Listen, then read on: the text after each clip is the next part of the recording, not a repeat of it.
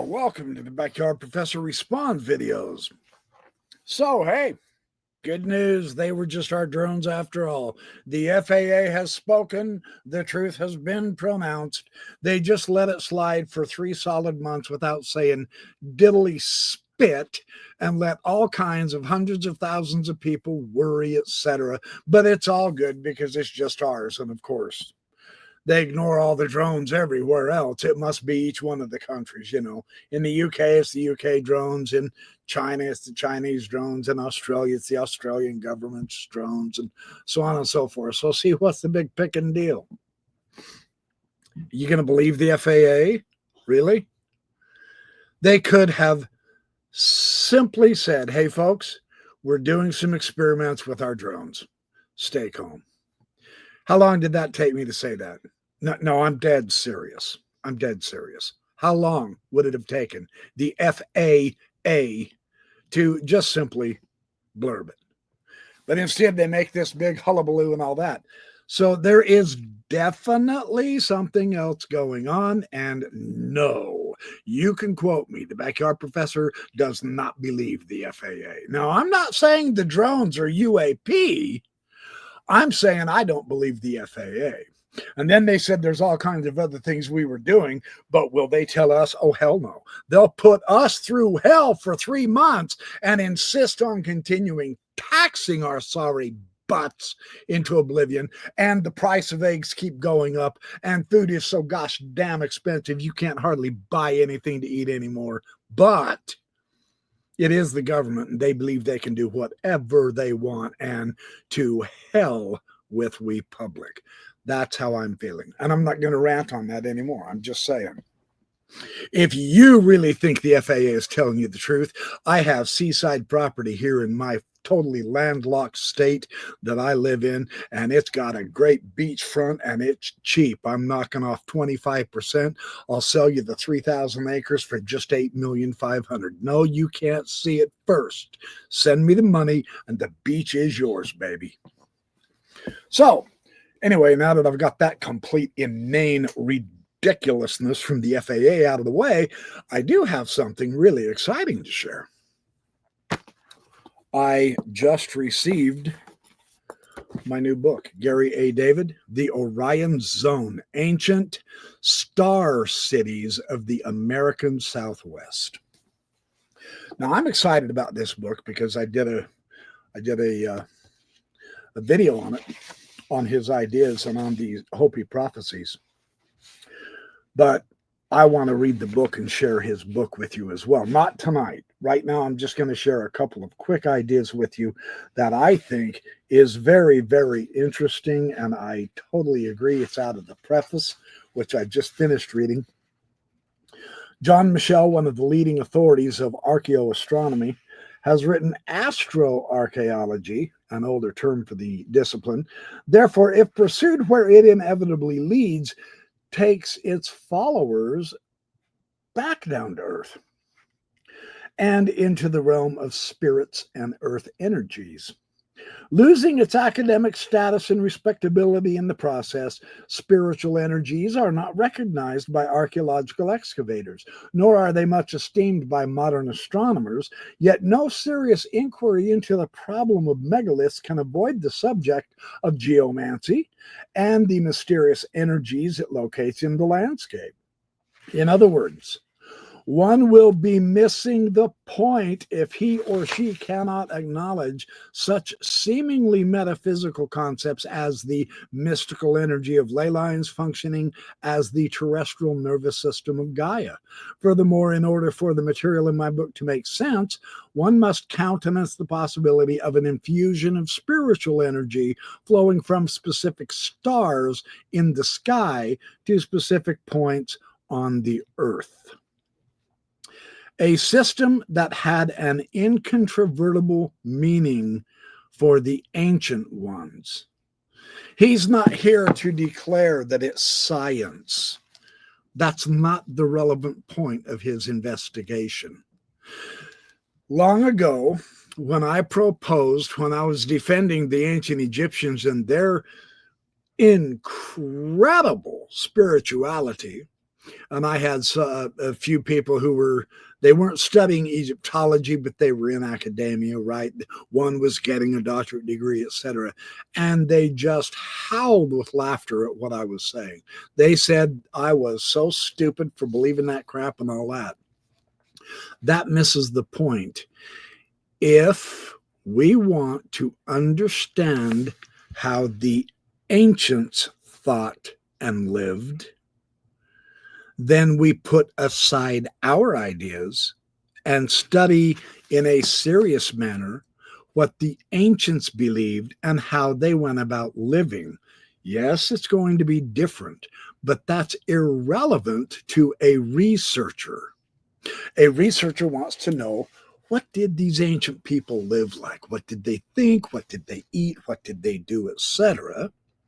You don't go and criticize their diet and compare it to Weight Watchers and show how vastly superior we are to all of the ancient fuddy-dud dorks out there. That is to entirely misunderstand everything, and your study will be worthless. So I like his approach. If you want to study the ancient Hopi, then study them, but not with the judgment of demonstrating, oh, look how stupid they were. Look how wrong they were. They weren't even scientific. Of course not.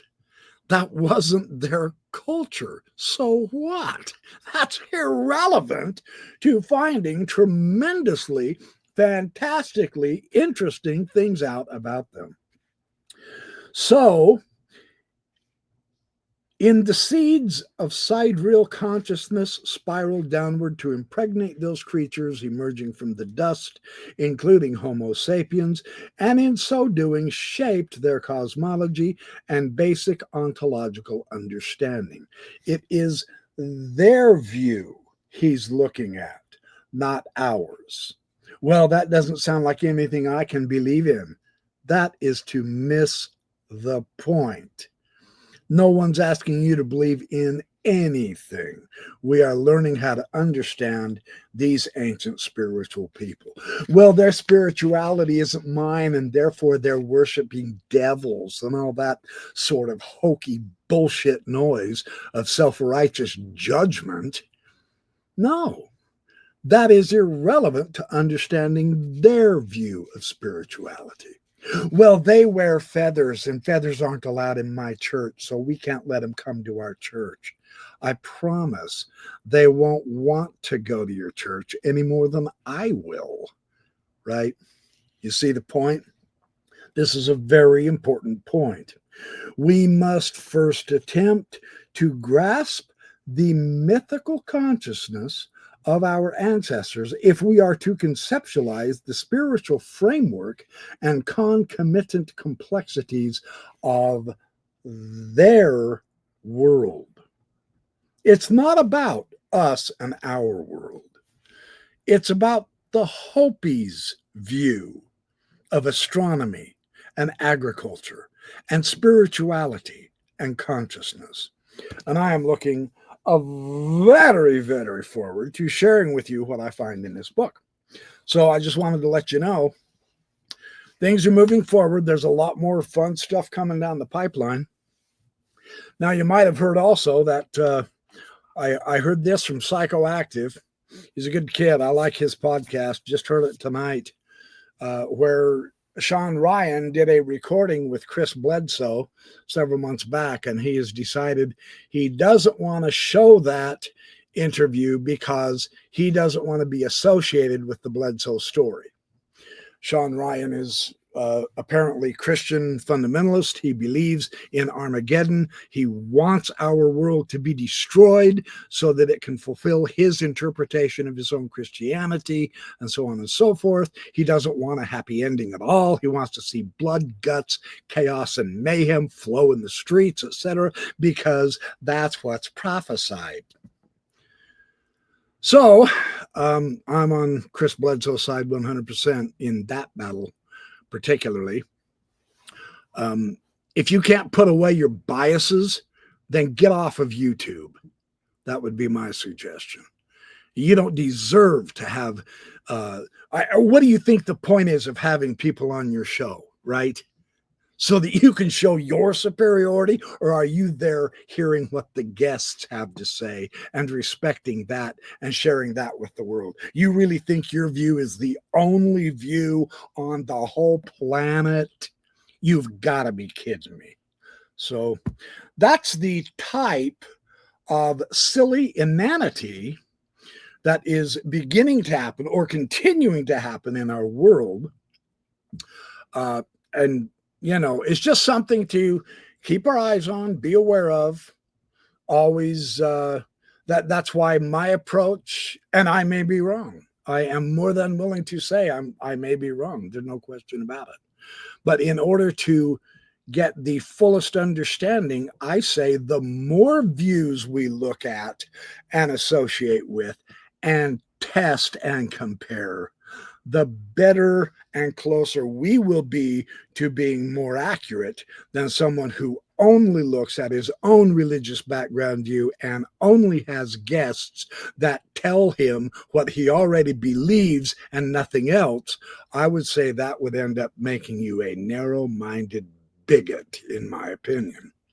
And there's lots of evidence out there showing that is, in fact, how it works.